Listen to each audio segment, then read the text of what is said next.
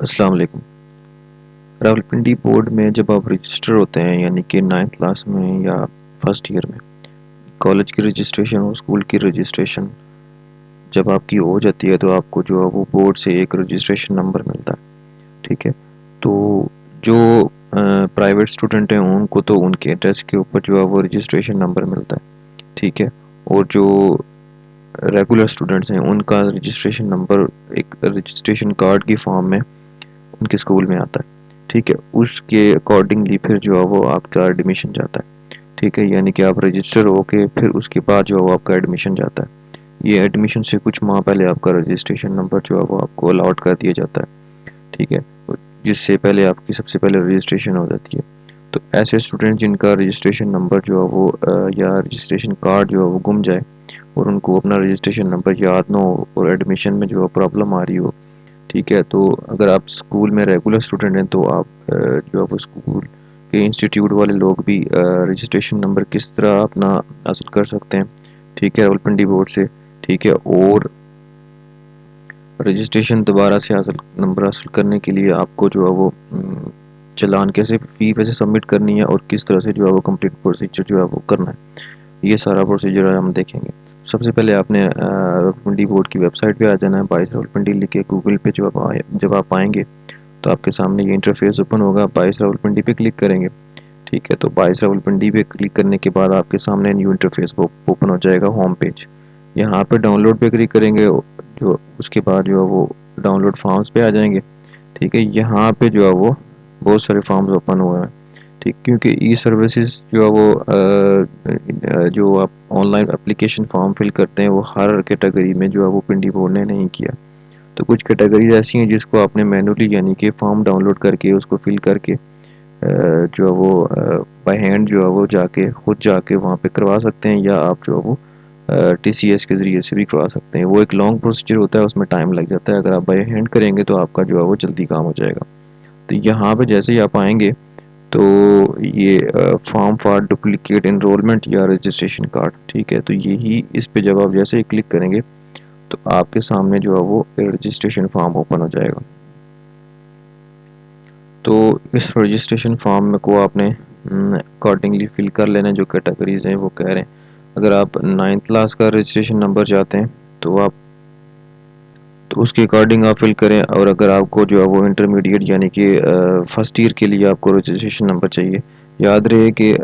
First part یعنی کہ 9th 10th کے لیے رجسٹریشن نمبر ایک ہی ہوتا ہے اور فرسٹ ایئر سیکنڈ ایئر کے لیے رجسٹریشن نمبر ایک ہی ہوتا ہے۔ تو اس کے بعد ڈیٹ آف برتھ، یہ ساری کیٹیگریز جو ہے وہ اپنا نام، فادر نیم،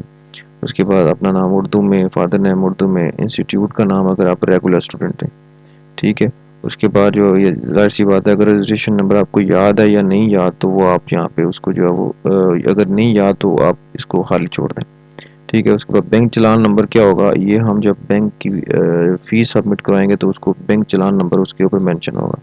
اس کے بعد یہاں پہ سارا کر لینے کے بعد یہ نیچے لکھا ہوا ہے fee for duplicate registration card is 320، یعنی کہ 320 روپے فی ہے اگر آپ نے دوبارہ سے آپ کو ڈپلیکیٹ رجسٹریشن کارڈ چاہیے۔ اب یہ کچھ جو ہے وہ فائنینس برانچ سے یعنی کہ کچھ فیس کے ریلیٹڈ کچھ انفارمیشن ہے وہ آپ نے فل کر لینی ہے، ٹھیک ہے۔ تو یہ میرے خیال سے یہ وہ بورڈ ہی فل کر کے جو ہے وہ کرے گا، ٹھیک ہے، کیونکہ اس میں لکھا ہوا ہے ویریفائڈ ود دی فی آف آر ایس، اتنے ورڈز میں اتنی فی ہے، چلان نمبر ہے، اس کے بعد ڈیٹ کون سی جس کو فی سبمٹ ہوئی ہے، ساری چیزیں، ٹھیک ہے۔ اب فی سبمٹ کیسے کرانی ہے اس کا ہم تھوڑا سا پروسیس دیکھ لیتے ہیں کہ چلان کیسے جنریٹ کرنا ہے، ٹھیک ہے، اور اس کے بعد یہ اس فارم فل کر کے اس کو کیسے جو ہے وہ بھیجنا ہے وہ بھی ہم دیکھیں گے۔ تو چلان فارم کے لیے آپ نے ای سروسز پہ کلک کر لینا ہے، یہاں پہ دوبارہ اگین ہوم پیج پہ آ کے یہاں پہ آن لائن فیس لکھی ہوئی ہے، ٹھیک ہے۔ تو آن لائن چلان آپ جہاں سے خود جنریٹ کر لیں اپنی فیس کے مطابق۔ تو یہاں پہ اپنا نام، ٹھیک ہے، اس کے بعد فادر نیم، ٹھیک ہے، اس کے بعد جو ہے وہ یہاں سے کیٹیگری سلیکٹ کر لینی ہے کہ آپ رجسٹریشن کے ریلیٹڈ کروا رہے ہیں یا کس چیز کے ریلیٹڈ کروا رہے ہیں، ٹھیک ہے۔ جو بھی آپ کی جو ہے وہ کیٹیگری ہے اس کے اکارڈنگ ہی آپ کریں، اگر یہ ان میں سے کوئی نہیں ہے تو آپ ادر پہ کر کے خود ہی مینولی چلان جنریٹ کر لیں، یعنی کہ اماؤنٹ جو آپ کی بنتی ہے فار ایگزامپل 320 روپے بنتی ہے وہ لکھ کے، ٹھیک ہے۔ تو